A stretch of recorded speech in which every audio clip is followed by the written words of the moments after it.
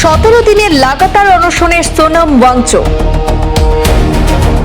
ওজন কমেছে প্রায় 8.5 কিলো। শরীরে শুরু হয়েছে পেশির ক্ষয়। বাড়ছে শারীরিক সংকট, তবুও অনশনে অনড় সোনম ওয়াংচুক।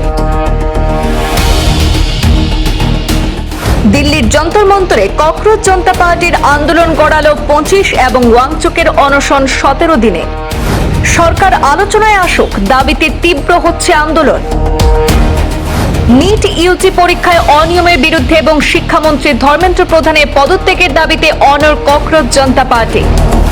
হাজার হাজার যুব সমাজের অনশন আন্দোলনের সমর্থন জানায় পাশে দাঁড়িয়েছেন বিরোধীরা, কিন্তু পাত্তাই দিচ্ছে না মোদী সরকার। সময় যত গড়াচ্ছে ততই ঝাঁঝ বাড়াচ্ছে ককরোচ জনতা পার্টি। আগামী 20 জুলাই সংসদ অভিমুখে পদযাত্রা করবে এই আন্দোলন। দিল্লির যন্তর মন্তরে ককরোচ জনতা পার্টির অনশন আন্দোলন আজ 17 দিনে গড়ালেও দাম্ভিক মোদী সরকার যুব সমাজের আন্দোলনকে গুরুত্ব না দেওয়ায় বিভিন্ন মহলে ক্ষোভের পারদ চড়ছে। যন্তর মন্তরের সবচেয়ে উদ্বেগজনক বিষয় হয়ে দাঁড়িয়েছে সোনম ওয়াংচুকের শারীরিক অবস্থার অবনতি। দেশের অন্যতম পরিচিত জলবায়ু আন্দোলনকারী সোনম ওয়াংচুক ককরোচ জনতা পার্টি ব্যানারে নিজের দাবির সমর্থনে টানা 17 দিন ধরে অনির্দিষ্টকালের অনশনে রয়েছেন সোনম ওয়াংচুক। দিন যত এগোচ্ছে ততই উদ্বেগ বাড়ছে তার শারীরিক অবস্থা নিয়ে। প্রসঙ্গত, নিট ইউজি পরীক্ষার প্রশ্নপত্র ফাঁস সহ নানা অনিয়মের বিরুদ্ধে কেন্দ্রীয় শিক্ষামন্ত্রী ধর্মেন্দ্র প্রধানের পদত্যাগের দাবিতে আন্দোলন শুরু করেছিল ককরোচ জনতা পার্টি। গত 20 জুন শুরু হওয়া এই আন্দোলনে গত 28 জুন থেকে যোগ দেন সোনম ওয়াংচুক। তারপর থেকেই তিনি অনির্দিষ্টকালের অনশন চালিয়ে যাচ্ছেন। আজ 14 জুলাই তার অনশনের 17তম দিন, আর সিজেপির আন্দোলনের 25তম দিন। আন্দোলনের অন্যতম মুখ অভিজিৎ দীপকে সামাজিক যোগাযোগ মাধ্যম এক্সে ওয়াংচুকের স্বাস্থ্য সম্পর্কে উদ্বেগজনক তথ্য প্রকাশ করেছেন। তার দাবি, দীর্ঘ অনশনের ফলে ওয়াংচুকের শরীরে পেশির ক্ষয় শুরু হয়েছে। ওজন কমেছে প্রায় 8.5 কিলো। তার রক্তচাপ নেমে এসেছে 109/70-এ। এর আগের দিন তিনি জানিয়েছিলেন রক্তে গ্লুকোজের মাত্রাও কমে 67-তে পৌঁছেছে।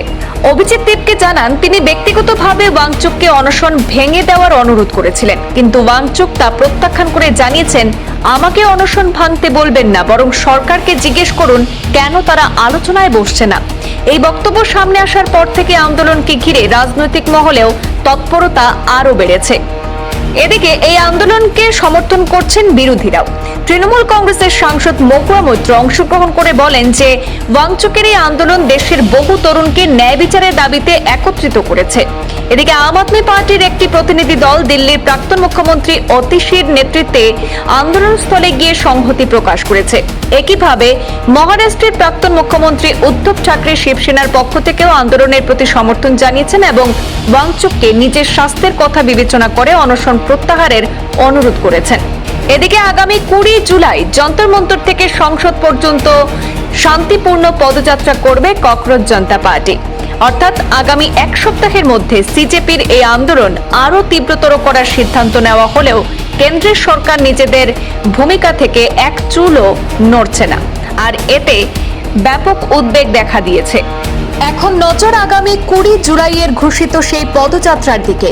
এর আগে সরকার এবং আন্দোলনকারীদের মধ্যে কোনো আলোচনার পথ খুলে যায় কিনা সেদিকেই তাকিয়ে রাজনৈতিক মহল থেকে দেশের সাধারণ মানুষ। অন্যদিকে সোনম ওয়াংচুকের শারীরিক অবস্থার অবনতির দাবিকে ঘিরেও বেশ উদ্বেগ বাড়ছে। পরিস্থিতি কোন দিকে মোড় নেয় সেটাই এখন দেখার। ব্যুরো রিপোর্ট, পূর্বাঞ্চল প্রতিদিন।